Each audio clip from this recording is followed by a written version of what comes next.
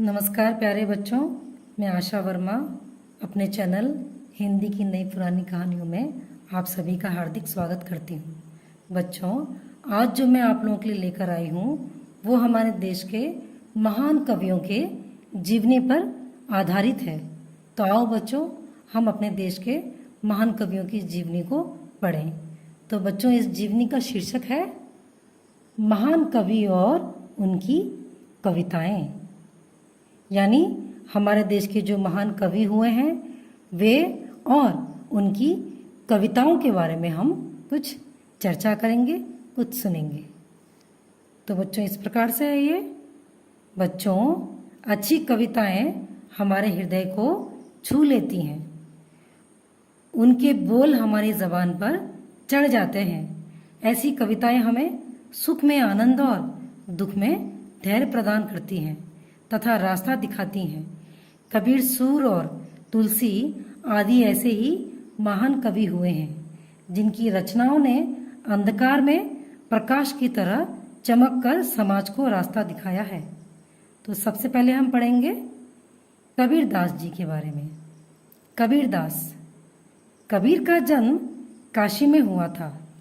कबीर पढ़े लिखे न थे। वह जुलाहे का कार्य करके जीवन यापन करते थे। जुलाहे का कार्य करना यानी कि कपड़े बुनने का कार्य करना। कबीर के समय में हिंदू मुसलमान सभी छुआछूत और भेदभाव से घिरे हुए थे। वे आपस में लड़ भिड़ रहे थे। ऐसे में कबीर ने विभिन्न धर्मों की कुरीतियों का जमकर विरोध किया। कबीर ने अपनी कविता द्वारा लोगों को शांति, प्रेम, सच्चाई और भाईचारे का पाठ पढ़ाया। वे जीवन भर कुरीतियों और अंधविश्वासों का विरोध करते रहे। कबीर की मृत्यु मगहर में हुई। यहाँ प्रस्तुत है कबीर के कुछ दोहे। ऐसी बानी बोलिए मन का आपा खोए, औरन को शीतल करे आपहु शीतल होए। वृक्ष कबहु नहीं फल भके, नदी ना संचे नीर, परमार्थ के कारणे साधुन धरा शरीर। सांझ बराबर तप नहीं, झूठ बराबर पाप, जाके हृदय सांच है ताके हृदय आप।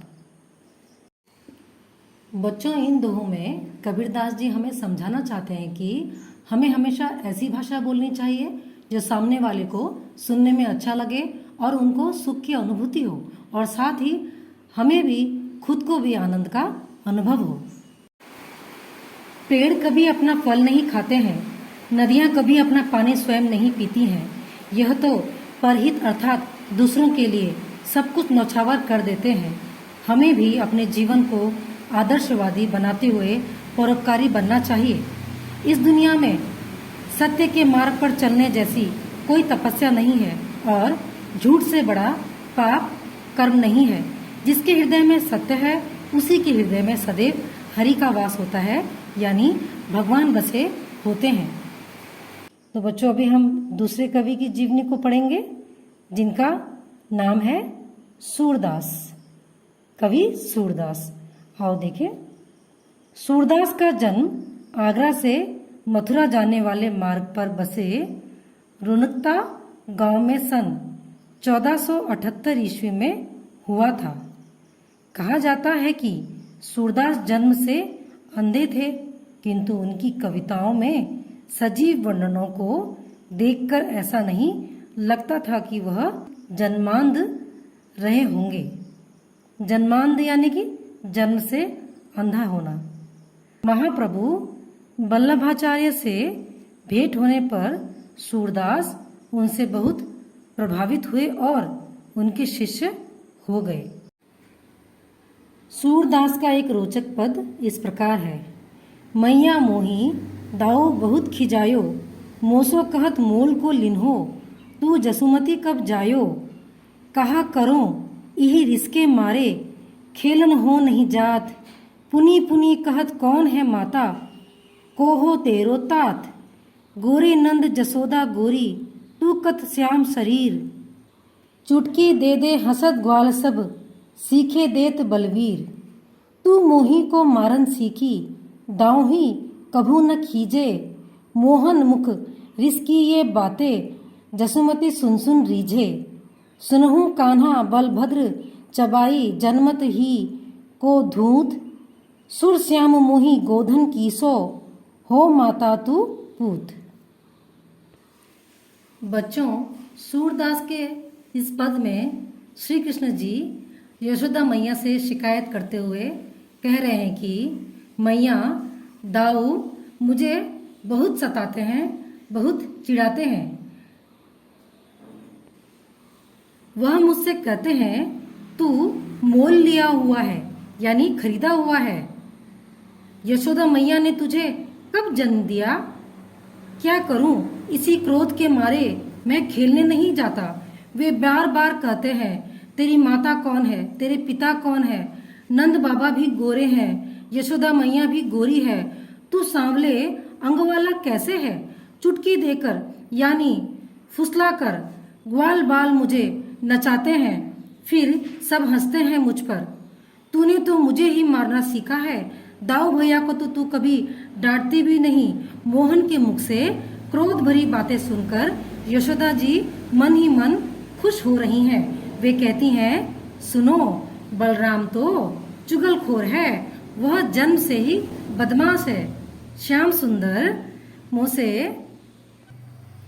गायों की शपथ खिला लो, तू मेरा ही पुत्र है और मैं तेरी ही माता हूँ। तो बच्चों, यहाँ तीसरे जो कवि हैं हमारे, उनका नाम है कवि तुलसीदास। और तुलसीदास के बारे में पढ़ें। महाकवि तुलसीदास का नाम राम कथा के अमर गायक के रूप में प्रसिद्ध है। इनका जन्म बांदा जिले के राजापुर नामक गांव में हुआ था। कहा जाता है कि जन्म के साथ ही इनके मुख में 32 दांत मौजूद थे। 32 यानी कि 32। इसीलिए माता पिता ने इन्हें अशुभ संतान मानकर इनका त्याग कर दिया था। यह अनाथ बालक आश्रय पाने के लिए दर दर भटक रहा था। संयोग से स्वामी नरहरि दास की दृष्टि इस पर पड़ी। उन्होंने इसे अपना शिष्य बना लिया और इसका नाम तुलसीदास रख दिया। गुरु कृपा और गहन अध्ययन से तुलसीदास प्रकांड विद्वान हो गए। तुलसीदास ने श्री रामचरितमानस की रचना की है। श्री राम का जीवन हमें कठिनाइयों में आगे बढ़ने की प्रेरणा देता है तथा संकटों में धैर्य और साहस प्रदान करता है। तुलसीदास की रचनाएं। चौपाई। प्रविसी नगर कीजे सब काजा, हृदय राखी कौशलपुर राजा। दीन दयाल विरुदी संभारी, हरहु नाथ मम संकट भारी। दोहा। सकल सुमंगलदायक रघुनायक गुणगान, सादर सुनहि ते तरहि भव सिंधु बिना जलजान। बच्चों, तुलसीदास की इस चौपाई में कहा गया है कि जहाँ पर आप जा रहे हैं वहाँ पर हृदय में भगवान श्री राम यानी कौशलपुर के राजा को रखकर सभी काम करें। निस्संदेह ही सफलता प्राप्त होगी, लाभ मिलेगा। हे प्रभु, गरीब दुखियों को तो आप दया करते ही हैं, उसके लिए आपकी ख्याति है। तो उसी ख्याति को याद करके हे नाथ, आप मेरे इस भारी संकट को हर लीजिए यानी दूर कर लीजिए। बच्चों, तुलसीदास जी के इस दोहे का अर्थ है, श्री रघुनाथ जी का गुणगान संपूर्ण सुंदर मंगलों का देन वाला है।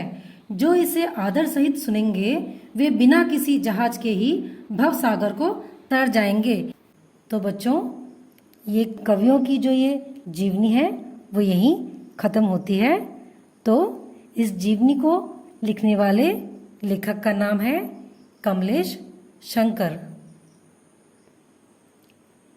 बच्चों, इन महान कवियों की जीवनी से हमें यह सीख मिलती है कि हमें भी अपने चरित्र को ऐसा ही बनाना चाहिए जैसे महान कवियों ने अपने चरित्र को विपरीत परिस्थितियों में भी ढालकर बहुत ही नाम और मान सम्मान से बनाया है और आज हम उन्हीं के आदर्शों को पालन करते हैं।